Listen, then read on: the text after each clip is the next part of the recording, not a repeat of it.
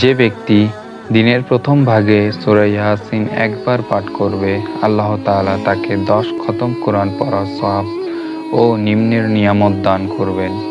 একজন মানুষের জন্য হয়তো বছরেও 10 খতম পড়ার সুযোগ হয় না। এমন অনেক মানুষ আছে যাদের সারা বছরে 1 খতম পড়ার সুযোগ হয় না, আর আপনি 10 খতম পড়ার সওয়াব পাবেন মাত্র 5 থেকে নিয়ে 6 মিনিটের আমলে। সুবহানাল্লাহ। চলুন জেনে আসি আমলগুলো কি কি।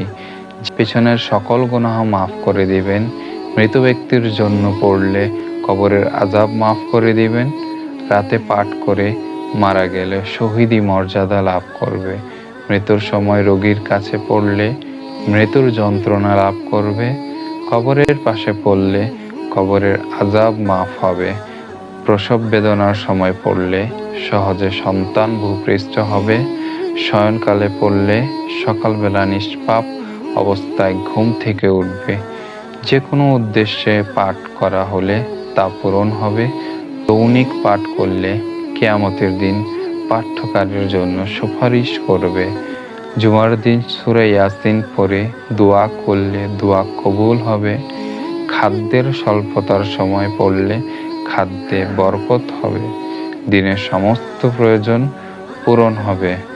হযরত আনাস রাদিয়াল্লাহু তাআলা আনহু বর্ণনা করেন, রাসূল সাল্লাল্লাহু আলাইহি ওয়াসাল্লাম বলেছেন, প্রত্যেক জিনিসের একটি কলব বা হৃদয় থাকে, আর কোরআনের হৃদয় হলো সূরা ইয়াসিন। এই সূরা যে একবার পাঠ করে আল্লাহ তাআলা পড়ার সওয়াব দান